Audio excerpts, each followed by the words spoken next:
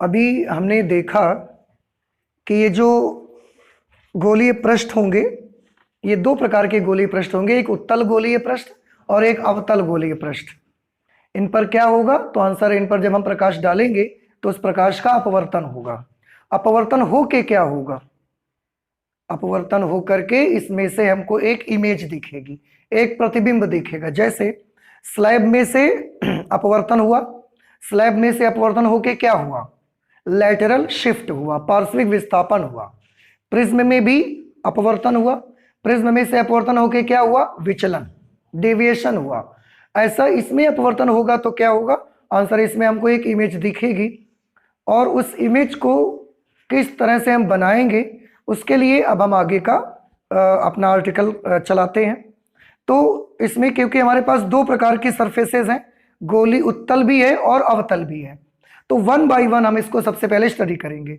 उसमें से सबसे पहले जो पृष्ठ हम यूज कर रहे हैं यहाँ पर वो उत्तल गोलीय पृष्ठ यूज करेंगे, ठीक है। इसके बाद अवतल यूज करेंगे और उसके लिए कुछ कैलकुलेशंस हम लोग करेंगे।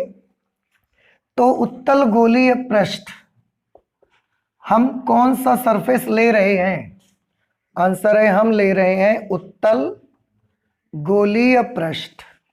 अब आप समझ भी गए होंगे, जैसे ही मैंने उत्तल गोलीय पृष्ठ बोला आपके मन में तुरंत एक इमेज आ गई होगी कि कैसा उत्तल गोलीय पृष्ठ बनेगा।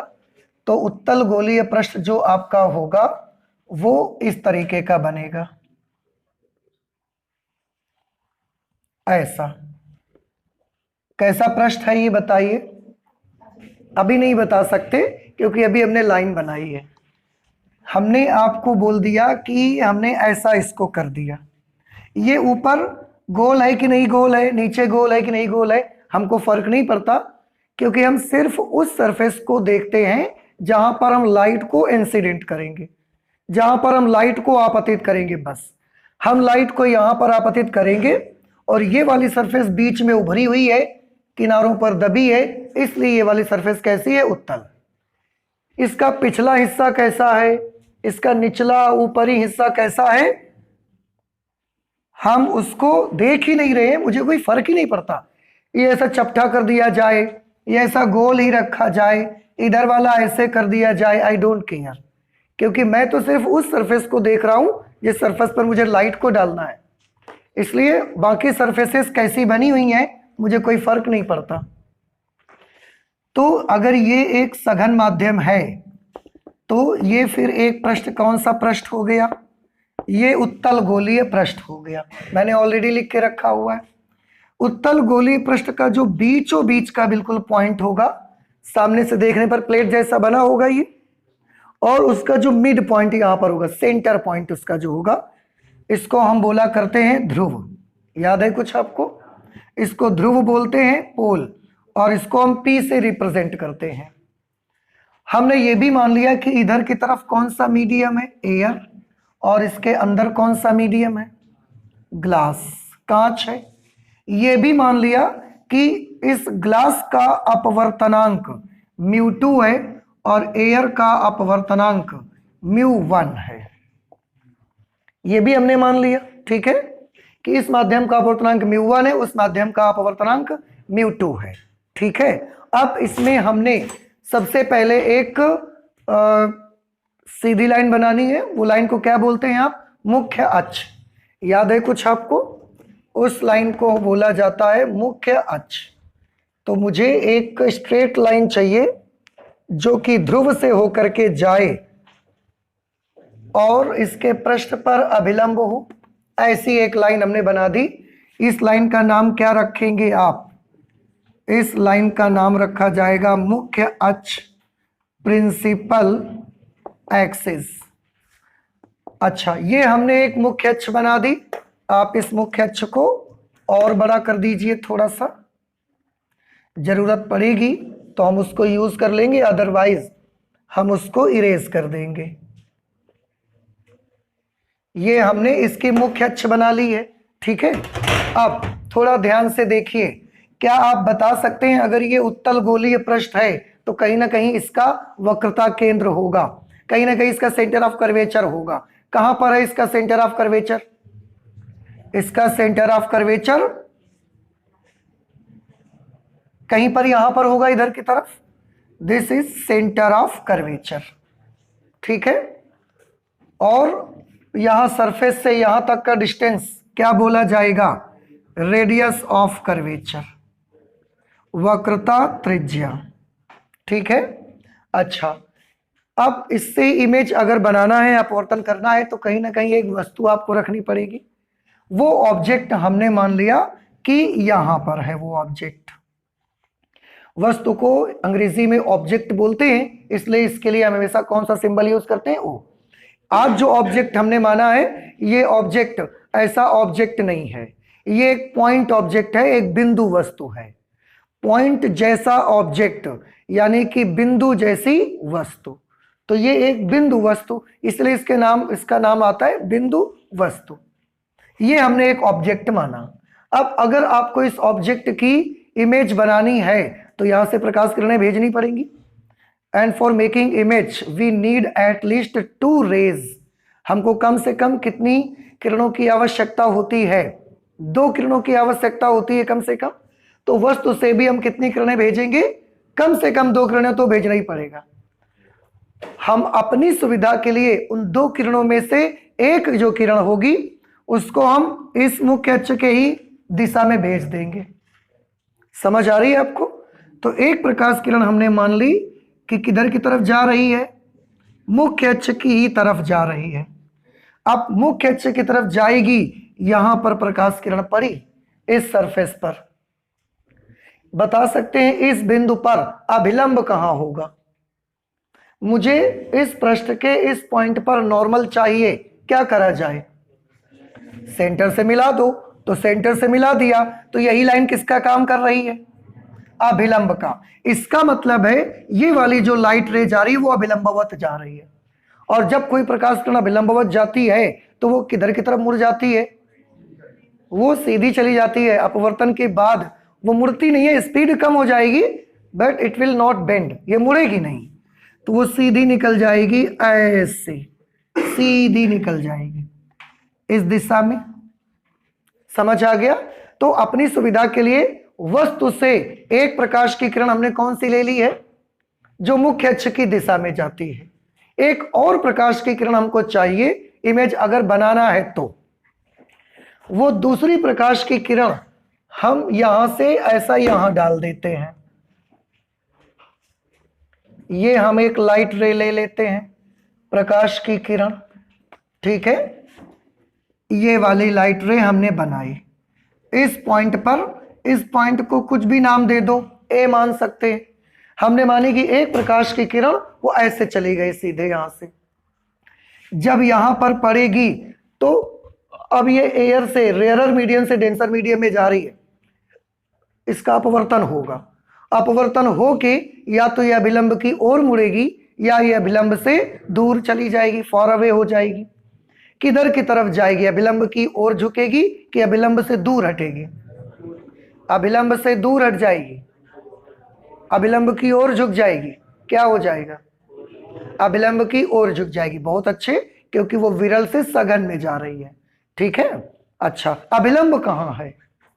अभिलंब तो है नहीं हमारे पास, तो हमें इस पॉइंट ए पर नॉर्मल चाहिए। Please tell me how can we draw a normal at point A? कैसे बना सकते? सी से मिला दो, है ना। अभी आप देखो समझ रहे हो ये चीज। अब अगर मैं इसको पहले आपको नहीं बताता तो ये चीज में आपको प्रॉब्लम आती। तो ये क्या चीज मैंने बना दिया, ये हमने अभिलंब बना दिया। अब थोड़ा ध्यान से देखिएगा, प्रकाश किरण के जाने का रास्ता कौन सा है? तो आंसर है प्रकाश किरण के जाने का रास्ता तो ये है। अगर वो कहीं भी नहीं मुड़ती, सीधी निकल जाती, तो वो इस दिशा में चलती, ऐसे इस दिशा में ऐसा चली जाती। अगर वो कहीं मुड़ती ही नहीं तो ऐसे निकल जाती। लेकिन क्योंकि सघन माध्यम में जा रही है तो इसको, ये अभिलंब है, इसको अभिलंब की ओर झुकना है। तो ये प्रकाश किरण ऐसे ना जाकर अभिलंब की ओर झुकेगी। अभिलंब की ओर झुकने में 2 बातें हो सकती हैं। कैसे 2 बातें हो सकती हैं? कि ऐसा जाते हुए अभिलंब की ओर ये थोड़ा सा झुकेगी, या ऐसा भी हो सकता है कि ये ज्यादा बेंड हो जाएगी।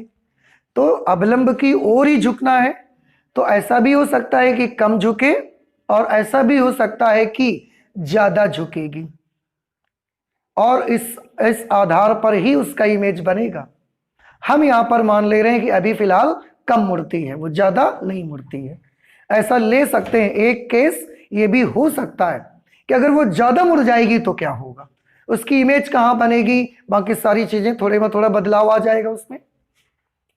अभी हम फिलहाल ये मान रहे हैं कि वो ज्यादा नहीं मुड़ रही है, वो केवल थोड़ा सा ही मुड़ रही है, ऐसे इस दिशा में वो ऐसा निकल जाती है। ठीक है, अब आप बेटा देखो, जाने का रास्ता कौन सा था, ये, लेकिन चली किस रास्ते पर गई, इस रास्ते पर चली गई। मुड़ गई कि नहीं मुड़ गई अभिलंब की ओर, लेकिन अभिलंब की ओर कितना मुड़ी, थोड़ा सा मुड़ी, ये बहुत ज्यादा मुड़ गई, थोड़ा सा, ये बहुत ज्यादा भी मुड़ सकती है। देखो ध्यान रखिएगा भैया, हम अगला केस लेंगे जिसमें इसको ज्यादा मोड़ के आपको दिखाएंगे, और फिर देखेंगे इमेज कहां बनेगी उसकी। अगर ये ऐसा मुड़ी है, अब इसका प्रतिबिंब कहां बनेगा, इस वस्तु से दो किरणें चली हैं, एक ऐसे सीधी चली गई, एक ऐसे जाके ऐसे मुड़ गई, इमेज कहां बनेगी इसकी, कैसे पता लगाना चाहिए इमेज को हमको। जब आप रिफ्लेक्शन पढ़ रहे थे उस समय इमेज बनाने का तरीका आपको सिखाया गया था। क्या तरीका था,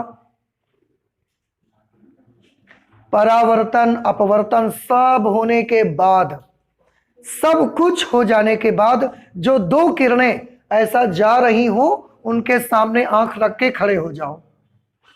समझ आया? तो एक किरण ये जा रही है, एक किरण ये जा रही है, दो किरणें हैं, जो भी होना है, परावर्तन अपवर्तन पूर्णांतरिक परावर्तन जो भी होना है सब हो जाने दीजिए, और लास्ट में जो दो किरणें निकल के जा रही हो उनके सामने आप खड़े हो जाइए और देखिए कि वो किरण किधर से आती नजर आ रही है।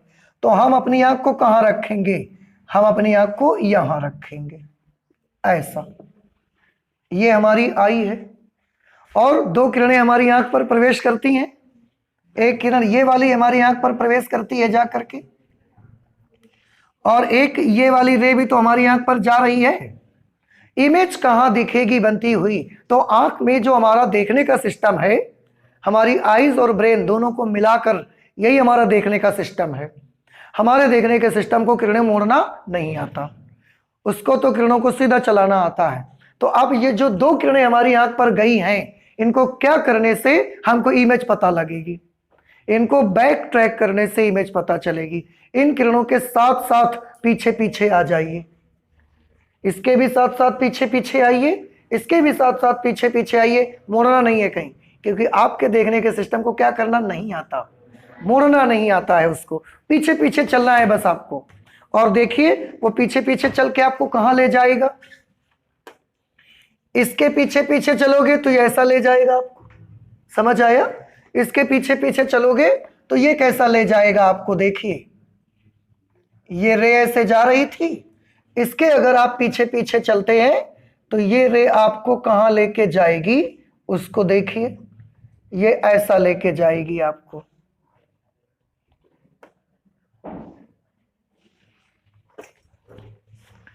ये आपको इस तरह से लेके जाएगी आपको।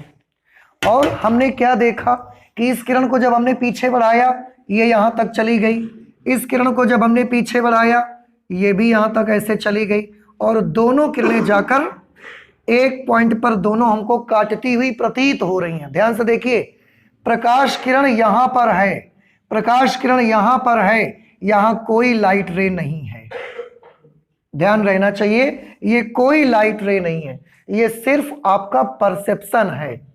आपने किरणों को पीछे बढ़ा के देखा है, किरण इधर नहीं गई है, और गई भी होगी तो उस किरण से इमेज नहीं बनेगा, क्योंकि उस किरण का ना तो परावर्तन होगा और ना अपवर्तन होगा, वो बिना कहीं से टकराए सीधी निकल जाएगी।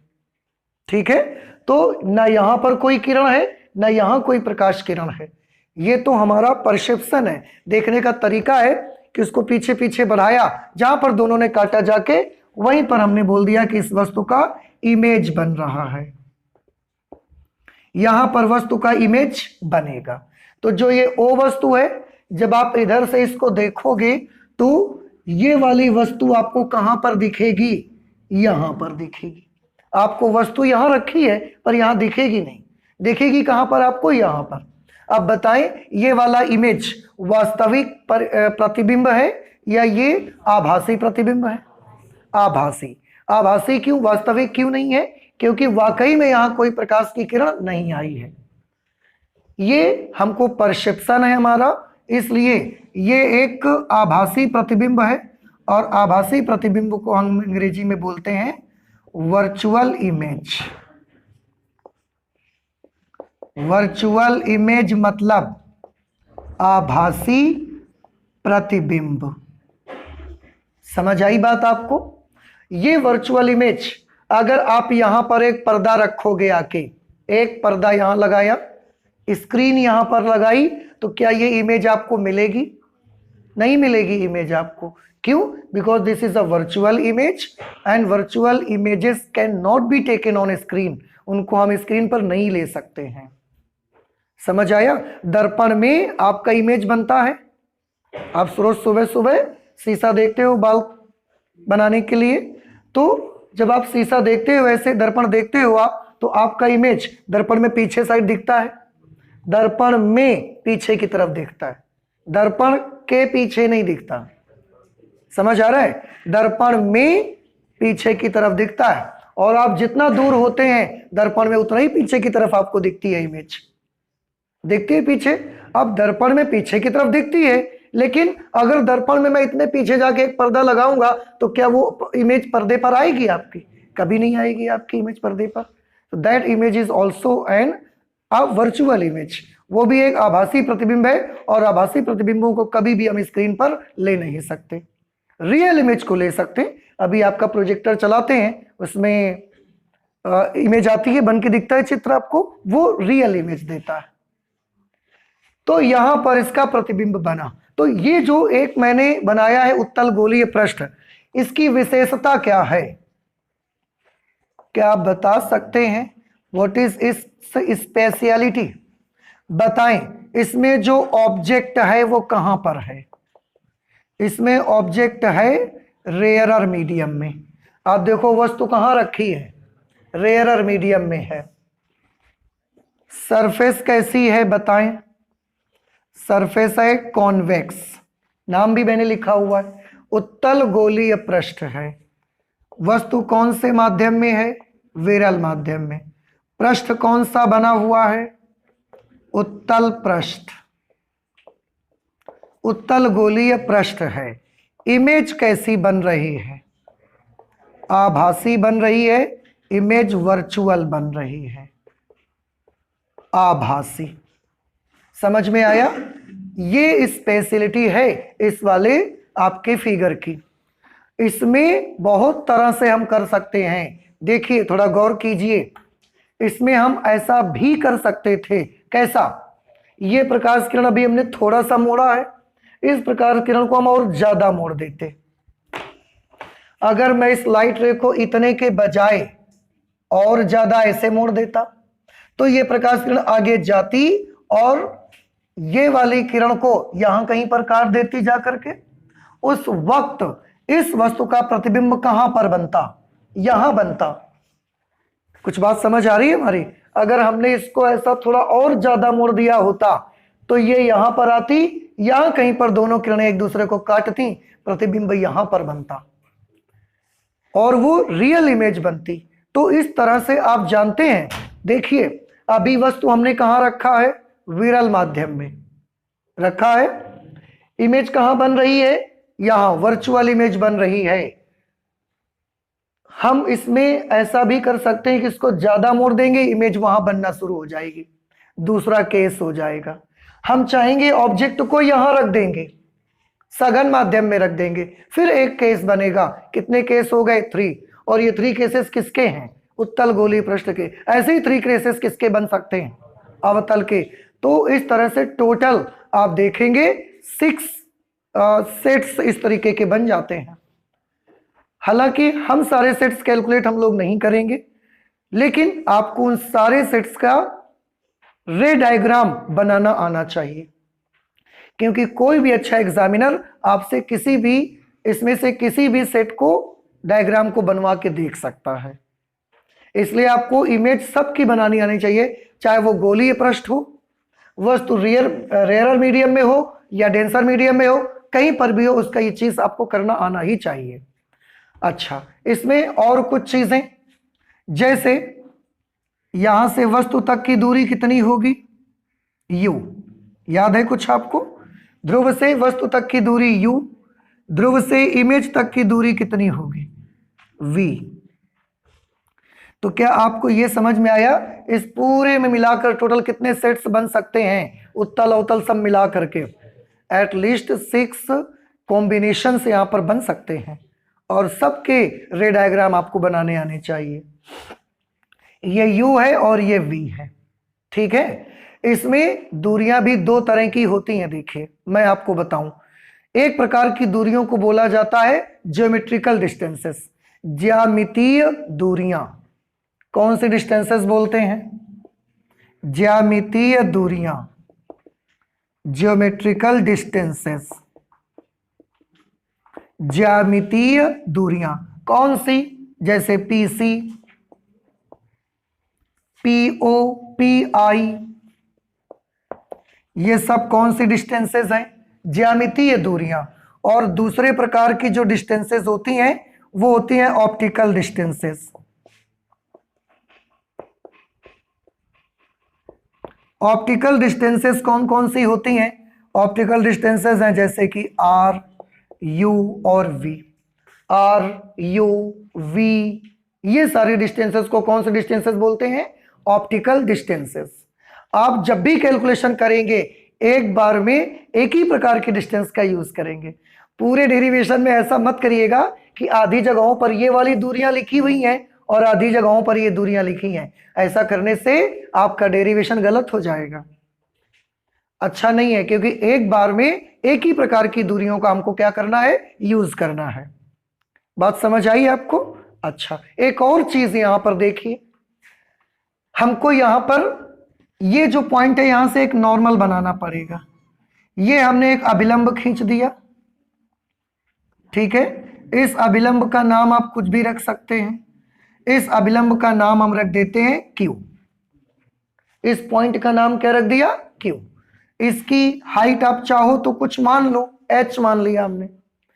हम इसका कर्वेचर इतना कम रखते हैं कि P और Q बिल्कुल एक नजदीक में आ जाए, बहुत पास पास आ जाए। तो कर्वेचर कम रखने से Q और P पास में होंगे, या कर्वेचर ज्यादा रखने से Q और P पास में होंगे? कम।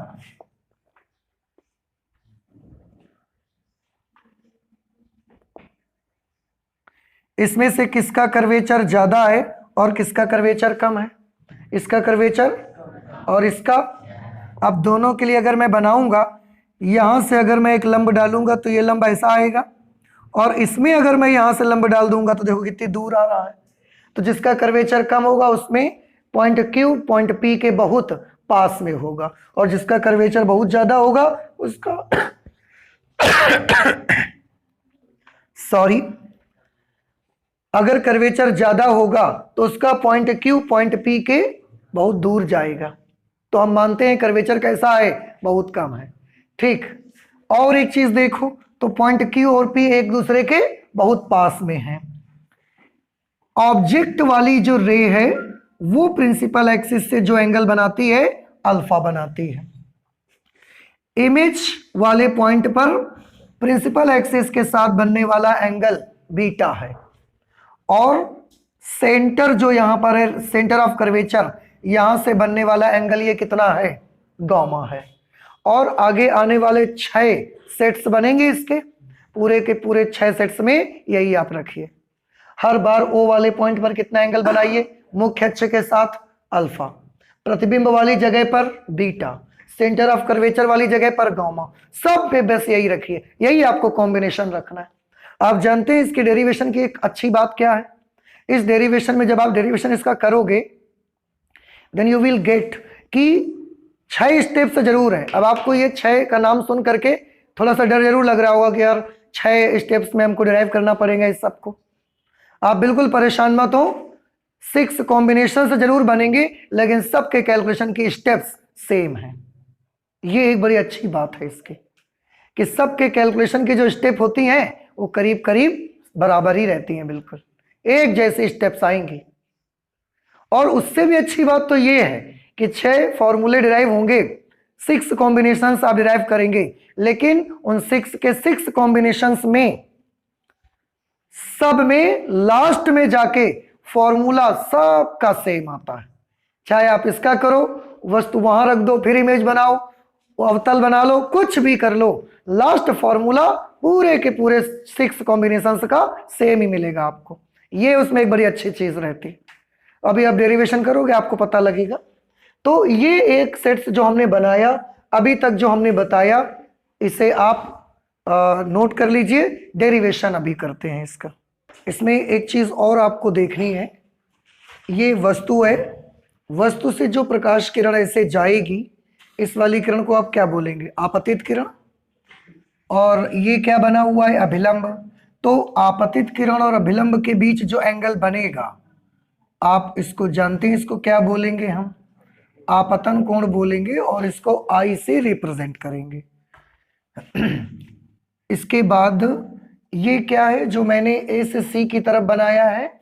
तो आंसर ये है ओ से जाने वाली प्रकाश किरण का जाने का सीधा रास्ता अभिलंब की ओर मुड़ने की वजह से ये बी की तरफ निकल गई है। तो फिर ये कौन सी किरण हो गई? आपतित अपवर्तित किरण। अगर ये अपवर्तित किरण है और ये नॉर्मल बना हुआ है सी से, तो अपवर्तित किरण और अभिलंब के बीच जो एंगल बनेगा वो आर होगा। ठीक। अब इसमें हमने कुछ डेरिवेशन करना है, उससे भी पहले कुछ एजम्पशन करने हैं, क्योंकि हमारे इस डेरिवेशन में अगर हम कोई चीज़ हमको कुछ एज्यूम करना पड़ता है, कुछ बातें ऐसी होती हैं जिन्हें हमको मानना पड़ता है। अगर हम उनको नहीं लेते तो फिर डेरिवेशन आप नहीं कर सकते। जैसे सबसे पहले तो ये मैं मान लेता हूं कि ये जो कोण आई और आर हैं, आई, आर, अल्फा, बीटा, गामा, ये सारे एंगल बहुत छोटे हैं। और जब कोण बहुत छोटे हैं तो हमको एक कन्वीनियंस मिलता है कि उस वक्त अगर आई कोण बहुत छोटा है तो हम आई को साइन आई लिख सकते हैं और उसको टेन आई भी लिख सकते हैं। तो ये छोटी सी चीज मैं मान लेता हूं, माना आई कॉमा आर, अल्फा, बीटा व गामा अत्यंत छोटे कोण हैं।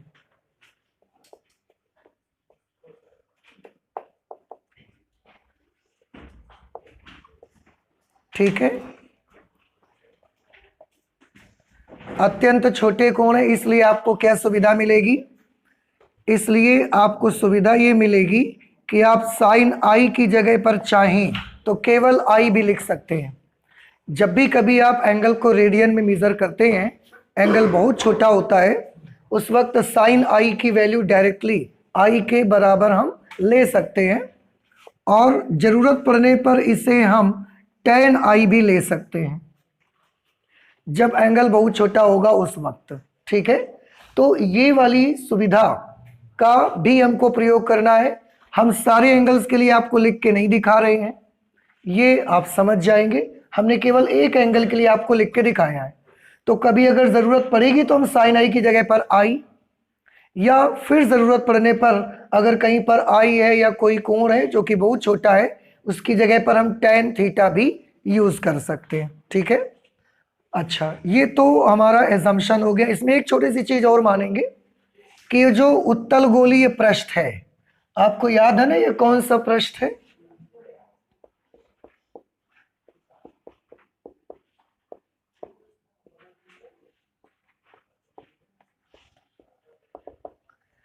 उत्तल गोलीय पृष्ठ की वक्रता हमने मान ली कि बहुत कम है।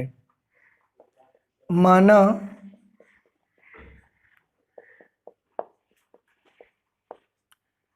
उत्तल गोलीय पृष्ठ की वक्रता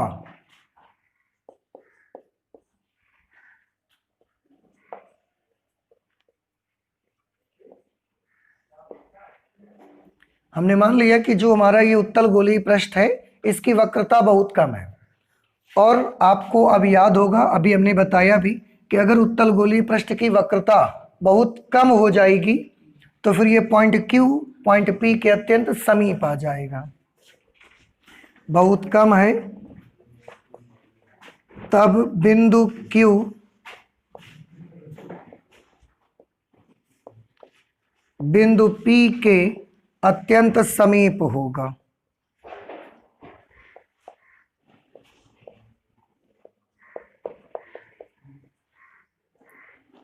अगर बिंदु Q बिंदु P के बहुत नजदीक आ जाएगा, फिर उस समय जब ये Q भी P के बहुत पास आ जाएगा तो उसमें Q और P में ज्यादा डिफरेंस नहीं बचेगा।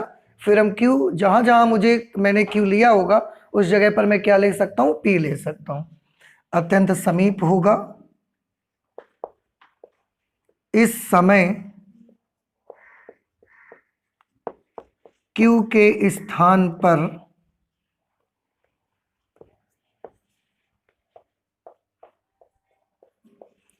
P लिया जा सकता है।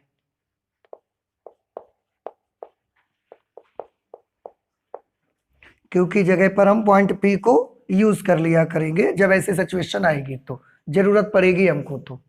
तो ये कुछ हमारे छोटे से एजम्पशन हैं जिनको लेकर ही हम अपने डेरिवेशन को आगे कर सकते हैं। अदरवाइज अगर हम ये चीजें नहीं मानेंगे तो हम इस डेरिवेशन को नहीं कंप्लीट कर सकते। ठीक है, अच्छा अब हम लोग स्टार्ट करते हैं इसको सॉल्व करना। सबसे पहले स्टार्ट कहां से करेंगे, तो सबसे पहले हम स्नेल्स लॉ से स्टार्ट करते हैं, या आप एक काम करें, पहले इन एंगल्स को आप सॉल्व कर लें। जरा देखें ध्यान से, हम सबसे पहले आपको ट्रायंगल दिखाना चाहते हैं, ट्रायंगल OAC, त्रिभुज OAC में, त्रिभुज OAC में ध्यान से देखिएगा, त्रिभुज OAC, ये ट्रायंगल दिख रहा है आपको। इस ट्रायंगल में ये एक एंगल है I, ये इस त्रिभुज के लिए कौन सा कोण बनेगा, एक्सटर्नल एंगल बनेगा, बाह्य कोण बनेगा।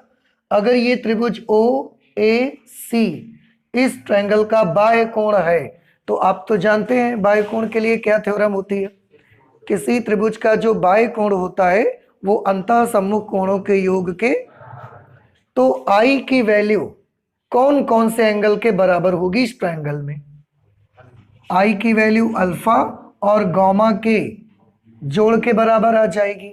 अगर आप इस चित्र को, मैं यहां पर आपको बना के दिखाऊं एक छोटा सा फिगर, तो आप देखेंगे कि ये फिगर कुछ ऐसा बना हुआ है। ये O है, यहां पर A है और ये C है। ये एंगल गामा बना हुआ है और यहां पर एंगल आप I देख रहे हैं। देखिए OAC, OAC, O पर अल्फा एंगल बना हुआ है, C पर ये एंगल गामा बना हुआ है और यहां पर इस त्रिभुज में ये बाहरी कोण बना हुआ है। ये ऐसे हमने ड्रॉ किया हुआ, यहां पर N लिखा होगा क्योंकि ये अभिलंब है। अब आप देख सकते हैं इस ट्रायंगल का ये एक्सटर्नल एंगल है और ये एक्सटर्नल एंगल अल्फा और गामा के सम के इक्वल आएगा। तो त्रिभुज OAC में I is equal to alpha plus gamma, I is equal to alpha plus gamma. Let this is equation number 1। एक और ट्रायंगल यहां पर हम ले सकते हैं, आप उस ट्रायंगल को भी ध्यान से देखिएगा, त्रिभुज IAC, गौर करिए इस ट्रायंगल को, त्रिभुज IAC में, त्रिभुज IAC, ये ट्रायंगल पूरा बड़ा सा दिखा आपको। इस त्रिभुज में आप देखिए ये वाली जो लाइन है यही तो पीछे बढ़ाई गई थी ये, तो ये वाली जो लाइन है अगर आप इसके पीछे जाओगे तो ये मिलेगी आपको, इस लाइन के पीछे जाओगे तो ये मिलेगी आपको। तो त्रिभुज IA और C, इस ट्रायंगल को अगर मैं यहां पर आपको निकाल के दिखाऊं तो आप इसको भी गौर करिए, ये ऐसा बना हुआ है त्रिभुज, इस तरह से देखें, यहां पर I है, ये C, I वाला एंगल ये बीटा है, सी वाली जगह पर एंगल गामा है, ये पॉइंट ए है, और ये इधर की तरफ हमने यहाँ पर ऐसा बी बनाया हुआ है, ए से बी की ओर ये किरण चली गई थी ना, और पीछे बढ़ाओगे तो ये लाइन आएगी। ये लाइन आपकी डॉटेड लाइन बनी हुई है, शायद आपको इससे और थोड़ा सा आइडिया अच्छा मिलेगा कि ये जो लाइन यहाँ से आई है ये ऐसा, फिर ये ऐसे और ये ऐसे, उसमें ये वाला एंगल आर के बराबर है, अपवर्तन कोण दिखाई दे रहा है फिगर में आपको। ऐसे ही तो नक्शा पूरा वहां पर बना हुआ है। ये हमने कौन सी लाइन बनाई, एसी, एसी बना दी। ये कौन सी लाइन बनाई, ए आई, तो हमने ये ए आई बना दी। इसके बाद ये A B, A I line, ये जो आई से लाइन गई थी इसी को बढ़ाओगे तो बी की तरफ चली जाएगी वो, और इस लाइन और इस नॉर्मल के बीच का एंगल आर है। तो ये त्रिभुज आई ए सी में कौन सा कोण बाह्य कोण बना, इसमें आर। अगर आई आर बाह्य कोण है तो इसकी वैल्यू फिर किसके इक्वल आनी चाहिए, बीटा प्लस गामा के इक्वल आनी चाहिए। Then beta is equal to, sorry, R is equal to beta plus gamma. ठीक है, तो हमने आई भी निकाल लिया, हमने आर भी निकाल लिया। अब हम स्नेल्स लॉ को यूज करेंगे।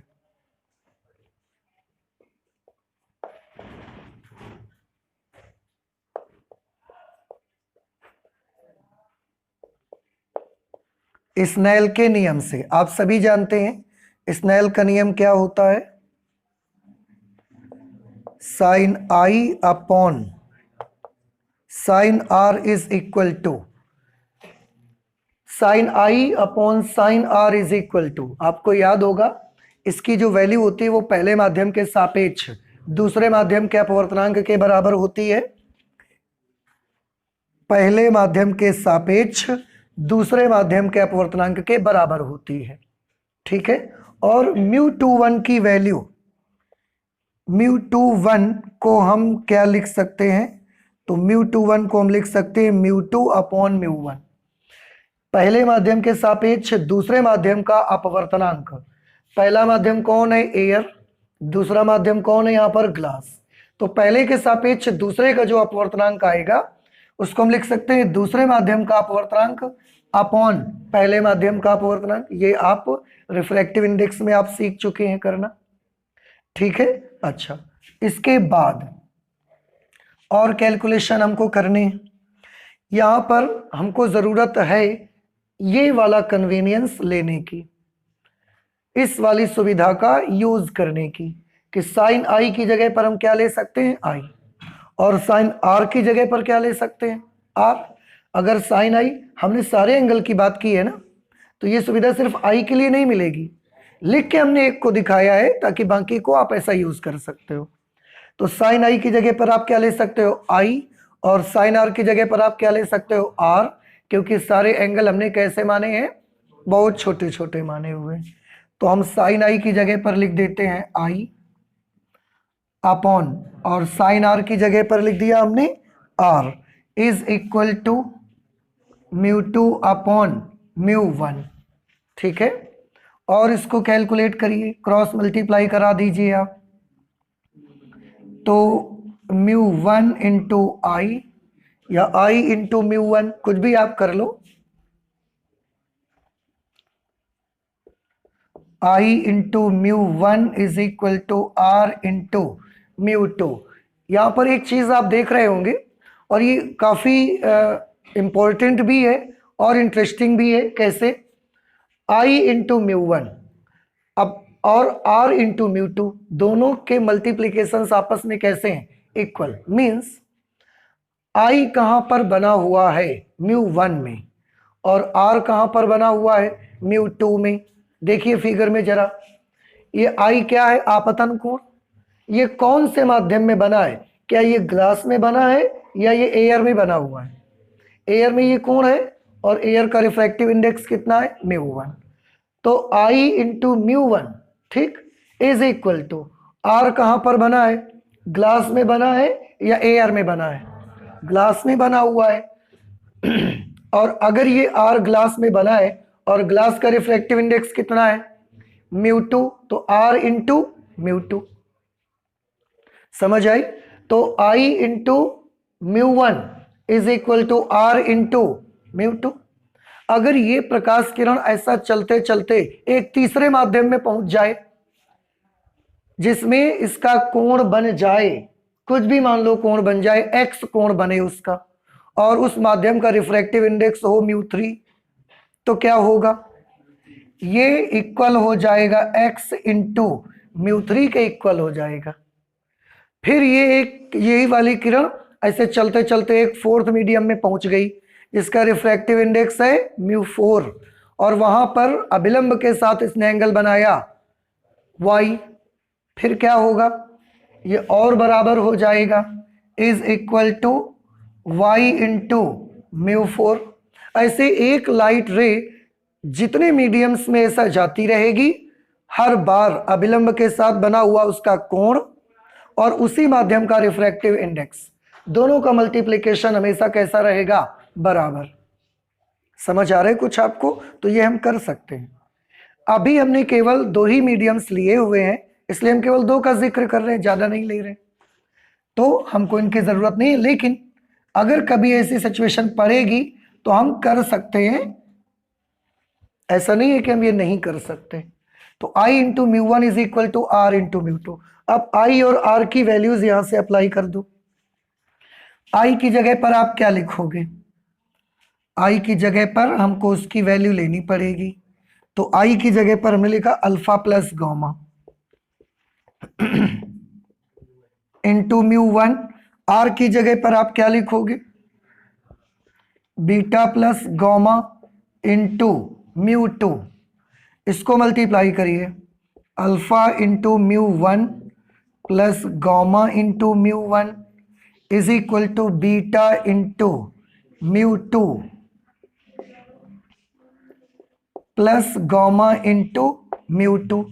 अब ये गामा वाले टर्म एक तरफ कर दो, इसको इधर लेते आइए आप, तो यहां पर आपको मिलेगा alpha into μ1 minus beta into μ2 is equal to, ये इधर जाके ये गामा इंटू μ2 ऑलरेडी सर की तरफ है, गामा इंटू μ1 उधर जाके नेगेटिव हो गया। अब आप ध्यान से देखें, अल्फा इंटू μ1, ठीक है एक बार लिख दो, अच्छा, माइनस बीटा इंटू μ2, इसमें से हम गामा कॉमन कर सकते, तो क्या आ जाएगा, μ2 माइनस μ1 इंटू गामा।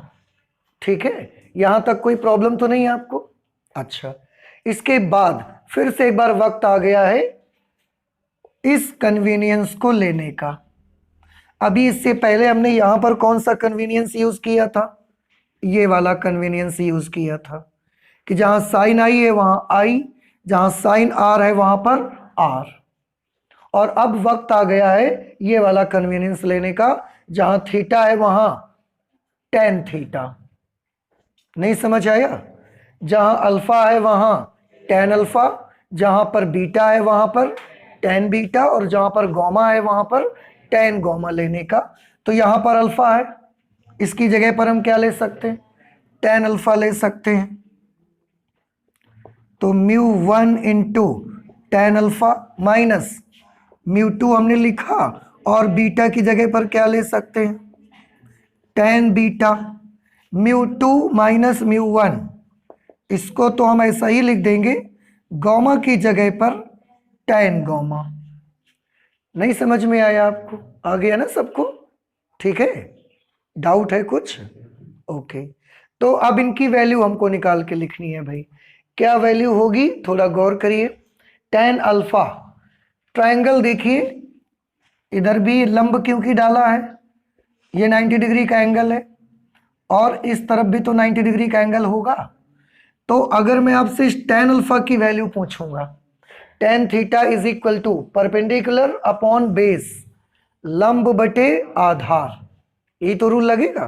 तो टेन अल्फा, कौन सा ट्रायंगल आपको देखना है, देखिए ओ क्यू ए, दिखा त्रिभुज आपको, नहीं दिख रहा है, ओ क्यू ए।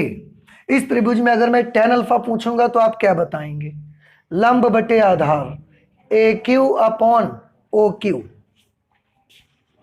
तो μ1 की जगह μ1, इसको लिखा A Q upon O Q, minus μ2 tan beta की जगह पर tan बीटा। अब कौन सा ट्रायंगल आपको देखना है? आपको देखना है आई क्यू ए, ये बड़ा सा ट्रायंगल सबको दिख गया। tan beta is equal to again perpendicular upon base. Perpendicular कितना? ए क्यू, और बेस कितना? Q I. ठीक है, आप चाहें इसे क्यू ओ कर लो, ओ क्यू क्यू ओ एक ही चीज है। ये वेक्टर तो है नहीं जो हमको डायरेक्शन देखनी पड़ेगी, तो क्यू आई तक लेना पड़ेगा। इसमें मुझे लिखना है A Q upon Q I is equal to, this is μ2 minus μ1 into tan gamma, this is gamma, tan gamma. अब आपको ट्रायंगल देखना है सी क्यू ए। ये एक समकोण त्रिभुज दिख रहा है आपको, इसमें देखो tan gamma again perpendicular upon base, लंब बटे आधार। तो क्या लिखना है? ए क्यू अपॉन क्यू सी। तो हमने लिख दिया ए क्यू अपॉन क्यू सी। ठीक है, अब एक चीज और, अगर आप बिल्कुल सही सही कर रहे हैं तो यहाँ क्यों आप देखेंगे ऊपर सारे टर्म सेम हो जाएगा, ये A Q A Q A Q. ठीक है, अब हमने क्या करना है? पूरी समीकरण में ए क्यू से भाग दे देना है। अगर आप पूरी इक्वेशन को ए क्यू से डिवाइड कर दोगे तो यहाँ का और यहाँ वाला ए क्यू, ये सब क्या हो जाएंगे? कैंसिल हो जाएंगे। फिर क्या बचेगा यहाँ पर? μ1 अपॉन, हाँ एक काम और कर दीजिए, ए क्यू से तो डिवाइड कर दिया आपने, तो ए क्यू तो उसकी वजह से यहाँ से एलिमिनेट हो जाएगा। और एक जरूरत पड़ रही है हमको, अभी लिखा था कि माना उत्तल गोलीय पृष्ठ की वक्रता बहुत कम है, तब बिंदु Q बिंदु P के अत्यंत समीप होगा। इस समय Q के स्थान पर P लिया जा सकता है, तो हम इस Q की जगह पर क्या लेना चाहते हैं? P। ठीक है, क्या हो रहे हैं? दो काम एक साथ हो रहे हैं इस स्टेप में। एक तो AQ यहां से एलिमिनेट हो रहा है, दूसरा जहां जहां भी Q है हमारे पास, अब नीचे यहां बचा है, उन सब जगहों पर हम क्या लिखना चाहते हैं? P लिखना चाहते हैं। अब आप ध्यान से देखें, ये चला गया, क्यू ओ को आप क्या लिखेंगे? P O minus μ2, A Q तो एलिमिनेट हो गया, इसको हम लिख सकते हैं P I is equal to μ2 minus μ1। A Q eliminate हो गया, क्यू सी बचा, हम उसको पी सी लिख सकते हैं। और आप गौर करिए, P O P I P C, P O P I P C, ये कौन सी डिस्टेंसेस हैं? ज्योमेट्रिकल डिस्टेंसेस हैं। तो अभी हमारा पूरा का पूरा एक्सप्रेशन ज्योमेट्रिकल डिस्टेंसेस पे है। अभी हमने बिल्कुल भी ऑप्टिकल डिस्टेंसेस का यूज नहीं किया हुआ है, और यही आपको करना है। एक बार में एक ही तरह की डिस्टेंस आप यूज करेंगे। जब आप इन ज्योमेट्रिकल डिस्टेंसेस को ऑप्टिकल डिस्टेंसेस में कन्वर्ट करेंगे तो एक साथ सबको करेंगे। फिर ऐसा नहीं होगा कि कुछ जगहों पर ये वाली डिस्टेंसेस रहे और कुछ जगहों पर ये ऑप्टिकल डिस्टेंसेस आप बना दें, ऐसा नहीं कर सकते आप। अब वैल्यूज लिखना स्टार्ट करिए। तो μ1 अपॉन पी ओ, देखिए बेटा पी ओ क्या चीज है? पी ओ कितनी डिस्टेंस है? u। प्लस में लेंगे या माइनस में लेंगे? इसको माइनस और प्लस डिस्टेंसेस कब लेनी है आपको मिरर में बताया गया है। प्लस डिस्टेंसेस कब लेनी है? जितनी दूरियां, जो भी दूरियां हम आपतित किरण की दिशा में नापेंगे उनको सबको प्लस लेना है, और जिन दूरियों को आपतित किरण की विपरीत दिशा में नापेंगे उनको नेगेटिव साइन के साथ आपको लेना है। अब आप गौर से देखें, ये आपतित किरण है, ये वाली किरण कौन सी किरण है? आपतित किरण। और अपवर्तित किरण कहां पर है? ये वाली। तो ये वाली जो रे आप देख रहे हैं इसका नाम है अपवर्तित किरण। ठीक है, आपतित किरण की दिशा क्या है? Left to right. ऐसे आप देखें, आप जैसे बैठे हैं तो आपतित किरण इधर से ऐसे जा रही है या ऐसे जा रही है? तो आंसर इधर से ऐसे जा रही है। इसका मतलब जितनी दूरियां हम इधर की तरफ नापेंगे वो प्लस लेंगे, और जिन दूरियों को हम इधर की तरफ नाप लेंगे उनको माइनस लेंगे। अब ये मुझे बताओ, जो PO डिस्टेंस है वो हमने आपतित किरण की दिशा में नापा या विपरीत दिशा में नाप रहे हैं? ये तो विपरीत नाप रहे हैं, इधर की तरफ, तो इसको नेगेटिव साइन के साथ आपको लेना है। Minus you minus mu two, P से I तक का डिस्टेंस कितना है? V। नेगेटिव लेना है कि पॉजिटिव? नेगेटिव लेना है, because this is again in opposite direction to your ray of incidence. अगर अपोजिट डायरेक्शन पे है तो इसको भी नेगेटिव साइन के साथ ही हमको लेना पड़ेगा। Mu two minus mu one upon, और PC की जगह पर क्या लेना है? P से C, ये डिस्टेंस देखो R है, और इसको हमें ध्रुव के इधर की तरफ नापना पड़ रहा है आपतित किरण की ही डायरेक्शन पे, इसलिए ये डिस्टेंस कैसे ली जाएगी? ये डिस्टेंस प्लस में ली जाएगी। डिस्टेंसेस समझ आ गई? अब देखो, एक साथ ज्योमेट्रिकल डिस्टेंसेस को हमने किस में कन्वर्ट कर दिया? ऑप्टिकल डिस्टेंस में। यही आपको करना है, ठीक है? अच्छा, ये माइनस और ये माइनस दोनों मिलकर क्या बन जाएंगे? प्लस बन जाएंगे, और ये माइनस रहेगा, तो पहले हम इस टर्म को नोट कर लेते हैं।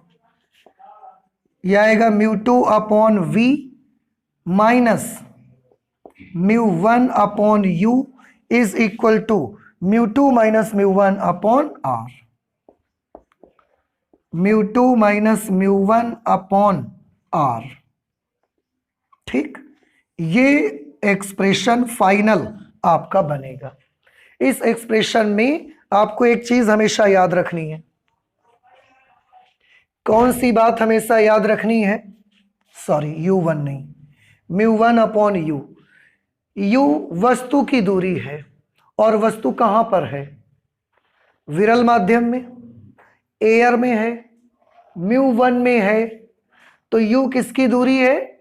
वस्तु की दूरी, और U है कहां पर?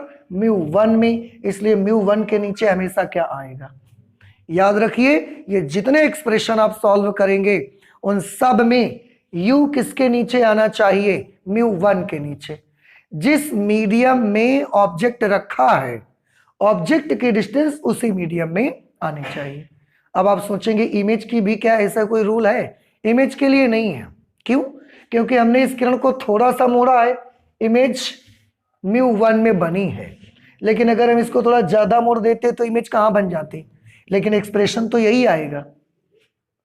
समझ आ रहा है? तो उसके लिए नहीं है, बट आपको वस्तु के लिए हमेशा याद रखना है कि वस्तु अगर म्यू वन में है तो वस्तु की दूरी म्यू वन के नीचे आएगी, वस्तु अगर म्यू टू में होगी तो वस्तु की दूरी म्यू टू के नीचे आएगी, ठीक है? इसमें एक काम हम और कर सकते हैं, एक काम ये कर सकते हैं कि पूरी इक्वेशन को हम म्यू वन से डिवाइड कर सकते हैं। थोड़ा गौर से देखिएगा, म्यू वन से भाग करने पर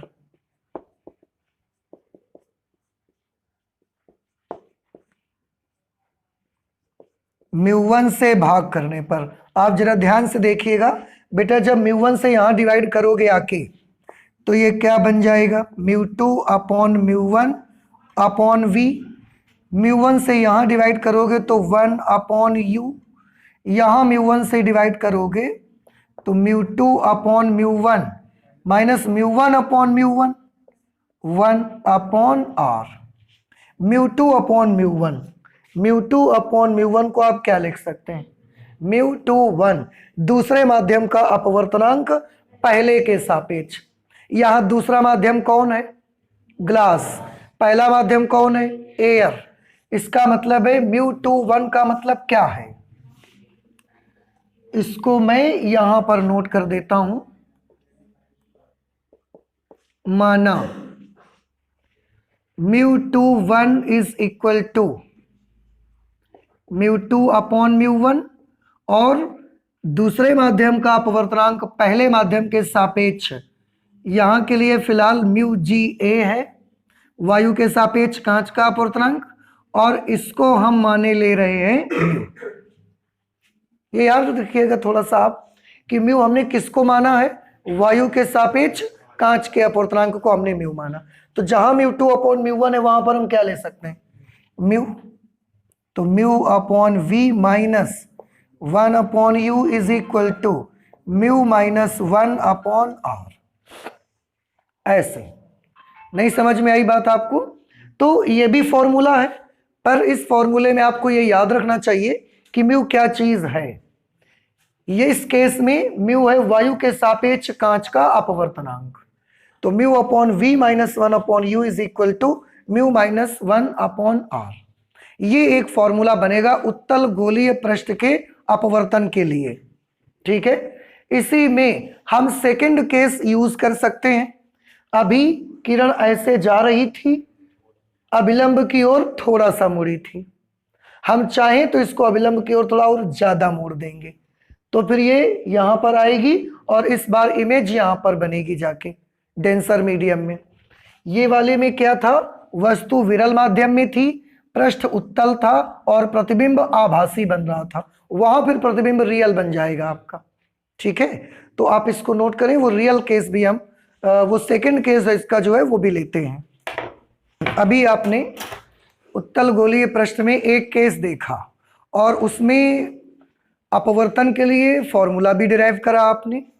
अब हम लोग इसका सेकंड केस देखना चाहते हैं। तो इस फिगर में ज्यादा तो कोई बदलाव नहीं आएगा। आपका गोलीय पृष्ठ अभी भी, गोलीय पृष्ठ कैसा है, उत्तल, वस्तु अभी भी कहां पर रखी है, रेयरर मीडियम में।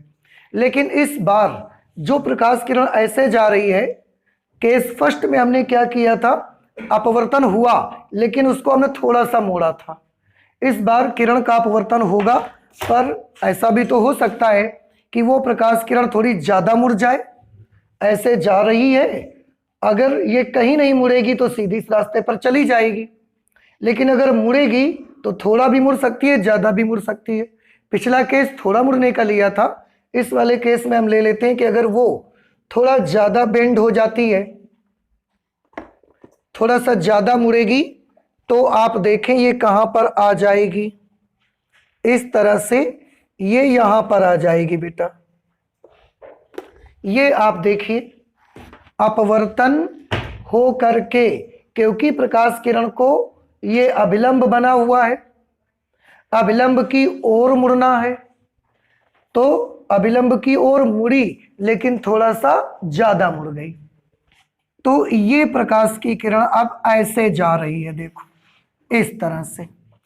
अगर ये थोड़ा सा ज्यादा मुड़ गई तो ये प्रकाश किरण कहां पहुंचेगी, ये ऐसे यहां पहुंचेगी।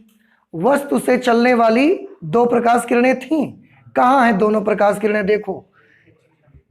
एक तो मुख्य अक्ष की अनुदिश ही चली थी, ये चलते चलते यहां पर पहुंची, इसको हम थोड़ा सा और बढ़ा लेते हैं ऐसे।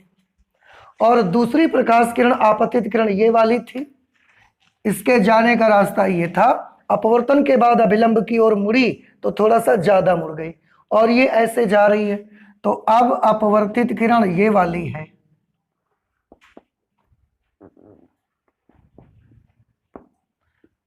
अपवर्तित किरण। अब ये रिफ्रैक्टेड रे है, अगर ये रिफ्रैक्टेड रे है तो इस बार अपवर्तन कोण कहां बनेगा बताएं। आपतन कोण तो वही आपतित किरण और अभिलंब के बीच का है, अपवर्तन कोण अपवर्तित किरण और अभिलंब के बीच बनेगा। ये अपवर्तन कोण बन जाएगा आर। नहीं समझ आया? अच्छा, इमेज कहां बनेगी, इमेज को देखने का हमारा क्या तरीका है, अभी हमें बताया आपको कि इमेज को देखने का हमारा तरीका ये है कि जो किरणें अपवर्तन परावर्तन जो कुछ भी होना है, सब होने के बाद जो बाहर जा रही हो उनके सामने आप खड़े हो जाइए। तो एक ये किरण ऐसे जा रही है, एक ये किरण जा रही है, तो हमें अपनी आंख को कहाँ लगाना चाहिए, यहां पर हमें अपनी आंख को रखना चाहिए।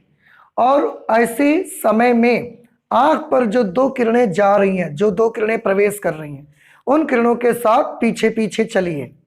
वो दोनों किरणें जहां पर काट देंगी वहीं पर वस्तु का प्रतिबिंब बन जाएगा। तो इस किरण के साथ पीछे पीछे चले, इसके साथ भी पीछे पीछे चले, और हमने देखा ये तो यहीं पर काट रही हैं, तो ठीक है, यहीं पर इमेज बन जाएगी।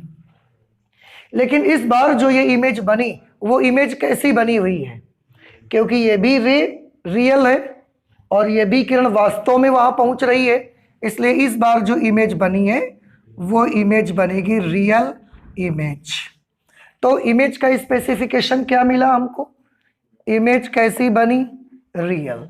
लास्ट वाले आर्टिकल में लास्ट वाला जो केस था उसमें इमेज कैसी थी, वर्चुअल, आभासी। इसमें इमेज कैसी है, रियल, वास्तविक। ठीक है, बाकी सब चीजें वही रहेंगी। हाँ, इस बार ध्रुव से प्रतिबिंब की दूरी चेंज हो जाएगी। ये ध्रुव से प्रतिबिंब तक की ये डिस्टेंस ली जाएगी और इस डिस्टेंस को क्या लिया जाएगा, v। ध्रुव से प्रतिबिंब तक की दूरी को v से लिखते हैं ना, v हमने लिख दिया यहां पर। अच्छा, ये एंगल अल्फा ऑब्जेक्ट, मुख्य अक्ष के साथ ऑब्जेक्ट से जाने वाली आपतित किरण जितना कोण बनाएगी वो अल्फा। सेंटर ऑफ कर्वेचर से जो लाइन बनाते हैं इसका मुख्य अक्ष के साथ एंगल गामा, और इमेज का जो एंगल ये बनता है आप याद करें इसको बीटा। और हमने आपको बताया कि ये एंगल हर बार यही रखिएगा, आप चेंज मत करिए। ये एंगल भी यही रखिए और μ1 μ2 को भी चेंज मत करिए। हमेशा विरल माध्यम को माने μ1 और सघन को हमेशा ग्लास को क्या मानना है, μ2। आपको ऑब्जेक्ट चाहे इधर हो या इधर, ना तो μ1 और μ2 बदलिए और ना ही तो अल्फा बीटा गामा चेंज करिए। ऐसा करने से आपको कहीं कोई प्रॉब्लम नहीं आएगी। पूरे 6 केसेस भी अगर आप सॉल्व करते हैं तो भी सब आपके लिए अच्छा रहेगा, सब आसान रहेगा। ठीक है, तो यहां पर ये इमेज बन गई इसकी, और ये एंगल कौन सा हो गया, बीटा। सारे एंगल्स भी हमने बना लिए, बाकी सारी सिचुएशंस वही हैं। आप देखें geometrical distances PC, PO, PI, optical distances RU, V, वो सभी यही रहेंगी। ओके, अब इसको भी हमको डिराइव करना है कि इसके लिए फॉर्मूला क्या बनेगा। तो आप देख सकते हैं ये सारी चीजें वैसे ही रखेंगे हम। I, R, अल्फा, बीटा व गामा अत्यंत छोटे कोण हैं। हम इसमें जब इतना बड़ा पृष्ठ बनाते हैं, समझ रहे हैं, इसमें जब हम इतना बड़ा सा पृष्ठ बनाते हैं तो आपको देखने में अल्फा, बीटा, गामा, I और R बड़े बड़े एंगल लगते होंगे, लेकिन ये पृष्ठ इतना बड़ा नहीं होता। ये पृष्ठ बहुत छोटा सा होता है, जैसे आपके खेलने वाली कंची, उतनी बड़ी सरफेस। अब उतनी बड़ी सरफेस में उसका आप एक मुख्य अक्ष बनाएंगे बीच से जाने वाली, फिर अल्फा, I और R। आप खुद इमेजिन कर सकते हैं कि जब वो खुद इतना बड़ा साइज का होता है तो उसमें बनने वाले एंगल कितने बड़े बड़े होंगे, बहुत छोटे छोटे एंगल्स बनेंगे। इसलिए अगर ये एंगल छोटे हैं तो ये वाला कन्वीनियंस यहाँ भी हमको मिलेगा। और उत्तल गोलीय पृष्ठ की वक्रता हमने कम मानी है कि बहुत कम है, और इस तरह से Q P के अत्यंत समीप होगा, तो जरूरत पड़ने पर Q की जगह पर हम क्या लिख सकते हैं, P। बाकी सारी चीजें लगभग वही हैं। अब फिर से स्टार्ट करते हैं, तो एंगल से स्टार्ट करेंगे। हमको I और R चाहिए, क्योंकि स्नेल का नियम लगाना रहता है ना, तो I और R निकालना होगा। आप यहां पर सबसे पहले त्रिभुज लेंगे, त्रिभुज OAC। त्रिभुज OAC में आप देखें बेटा, त्रिभुज OAC, ये ट्रायंगल आपको दिखा OAC। इस त्रिभुज का बाह्य कोण कौन है, अभी आपने किया, I बाह्य कोण है। OAC का एक्सटर्नल एंगल है I, तो I की वैल्यू किसके बराबर होगी, alpha plus gamma. I is equal to alpha plus gamma. Let this is equation number 1। Next, in triangle, दूसरा ट्रायंगल हमने कौन सा लेना है, तो दूसरा ट्रायंगल हम लेना चाहते हैं IAC। देखो तब तक हम लिखते हैं, आप जरा गौर करो कि त्रिभुज IAC कहां पर है और कौन उसमें बाह्य कोण है, ये भी गौर करिए। IAC त्रिभुज दिख गया सबको। हम I, A और C इस त्रिभुज की बात कर रहे हैं। क्या आप इस त्रिभुज को देखकर बता सकते हैं इसमें एक्सटर्नल एंगल कौन सा है, बीटा, R या gamma? Gamma, very good. Gamma बाय कोण है, तो इस गामा की वैल्यू किसके इक्वल आएगी, आर प्लस बीटा के इक्वल आएगी। त्रिभुज IAC में gamma is equal to beta plus R, लेकिन हमको तो स्नेल्स लॉ अप्लाई करने के लिए आर चाहिए, तो आप यहां से आर की वैल्यू निकाल लो, gamma minus beta. Let this is equation number 2। अब जैसे ही आई और आर आपको मिलेंगे, इसके बाद आप क्या कर सकते हो, स्नेल्स लॉ यूज कर सकते हो। अब स्नेल के नियम से, स्नेल के नियम में हम क्या लिखते थे, sine I upon sine R is equal to mu two 1, और म्यू टू 1 को क्या लिख सकते हैं, म्यू टू अपॉन म्यू 1। अब फिर से ये वाला कन्वीनियंस लेने की बारी है, जहां साइन आई है वहां पर आई, जहां साइन आर है वहां पर आर। तो I upon R is equal to mu two upon mu 1, cross multiply करवा दो तो आ जाएगा I into mu 1 is equal to R into mu 2। ठीक है, अच्छा, I into mu 1 is equal to R into mu 2। अब इनकी वैल्यूज अप्लाई कर दो, आई की जगह पर alpha plus gamma, alpha plus gamma into mu 1, R की जगह पर गामा माइनस बीटा, तो gamma minus beta into mu 2। ठीक है, मल्टीप्लाई करोगे तो alpha into mu 1 plus gamma into mu 1 is equal to gamma into mu 2 minus beta into mu 2। ठीक है, अब आप गामा वाले टर्म्स एक तरफ कर लो, इनको दूसरी तरफ। तो सबसे पहले हमने क्या लिखा, अल्फा इंटू म्यू 1, ये इधर आके पॉजिटिव हो जाएगा, beta into mu 2 is equal to gamma into mu 2, ये उधर जाके माइनस हो जाएगा, gamma into mu 1। This is alpha into mu 1 plus beta into mu 2, gamma we can take as common, तो यहां पर बचेगा mu 2 minus mu 1 into gamma. ठीक है, अब फिर से ये वाला लिखने की जरूरत पड़ रही है हमको, तो जहां अल्फा है वहां tan अल्फा, बीटा की जगह tan बीटा, और गामा की जगह, क्योंकि एंगल्स बहुत छोटे छोटे हैं तो हमने म्यू 1 लिखा, और अल्फा की जगह पर tan अल्फा, प्लस म्यू 2 लिखा और बीटा की जगह पर tan beta is equal to mu 2 minus mu 1, और गामा की जगह पर tan gamma.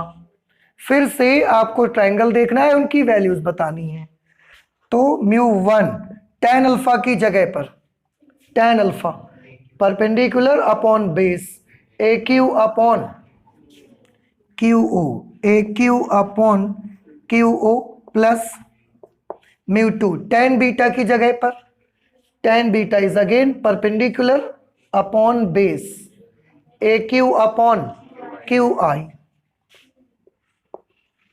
A Q upon Q I is equal to mu 2 minus mu 1, what is tan gamma, A Q upon Q C, A Q upon Q C. फिर से वही process, पूरी equation में क्या करना है, एक ही से डिवाइड करना है, और क्या करना है साथ में, जहां जहां क्यू है उन सब जगहों पर पी नोट कर देना है, then it will become mu 1 upon P O, mu 2 upon P I is equal to mu 2 minus mu 1 upon P सी।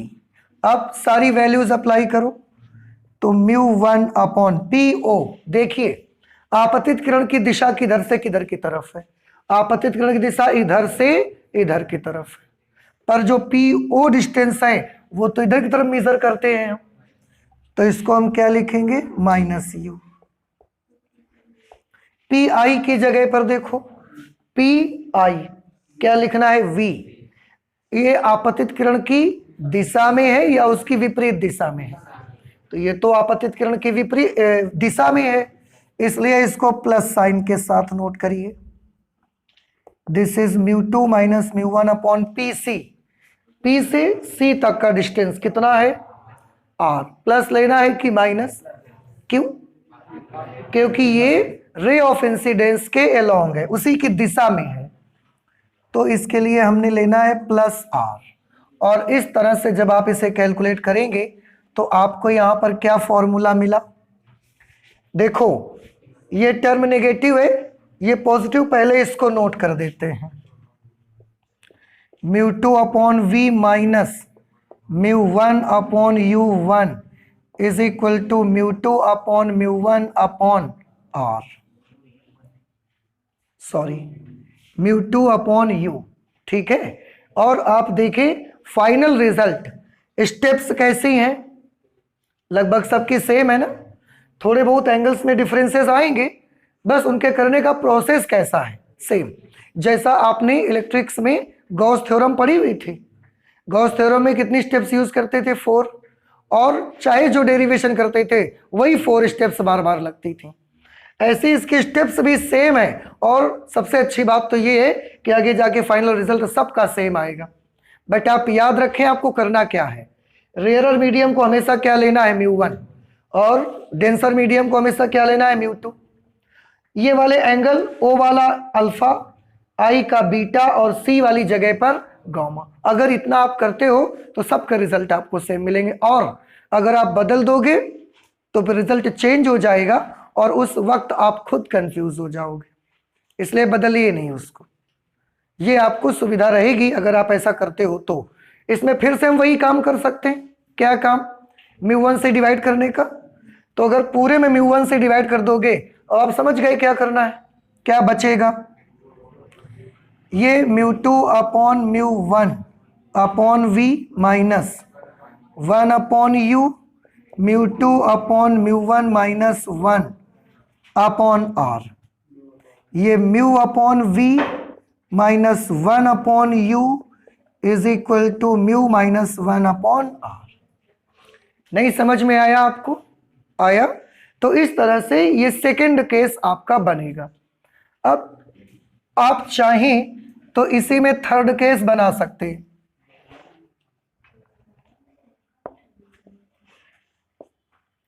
कैसे थर्ड केस बना सकते हैं, थर्ड केस आपका जो बनेगा उसमें वस्तु को हम इधर रख देंगे सघन माध्यम में, बात समझ आ रही है, वस्तु को हम डेंसर मीडियम में रख देंगे, उसके बाद पूरा रे डायग्राम बनाएंगे। जब उससे डिराइव करके आप निकालेंगे तो आप देखेंगे कि क्या बदल गया है। मैंने आपको बताया, आप याद क्या रखिए केवल कि वस्तु अगर μ1 में है तो μ1 के नीचे क्या आ जाना चाहिए, u, लेकिन अगर वस्तु μ2 में होगी तो μ2 अपॉन u आना चाहिए। उस वक्त हम इसी से फॉर्मूला बना सकते हैं, अगर हम μ1 और μ2 को इंटरचेंज कर दें तो μ1 की जगह μ2 और μ2 की जगह μ1 कर दें तो उसका फॉर्मूला आपको मिल जाएगा। लेकिन एक काम करिए, आप इसको नोट कर लीजिए, थर्ड केस हम आपको बना के दिखाएंगे, डेराइव अब उसको नहीं करेंगे हम लोग। तरीका समझ आ गया है तो डेरिवेशन करने की जरूरत नहीं है आपको, पर उसका रे डायग्राम हम आपको बना के दिखाएंगे और फॉर्मूला बता देंगे। इसके बाद ये कौन सा सरफेस लिया था, उत्तल, इसके बाद हम कौन सा लेंगे, अवतल, और फिर अवतल के लिए ऐसा सॉल्यूशन करेंगे। आप नोट कर लीजिए, और आज हम अपनी फिजिक्स में इतना ही रखेंगे, आगे और पढ़ेंगे नेक्स्ट क्लास पे। Thank you.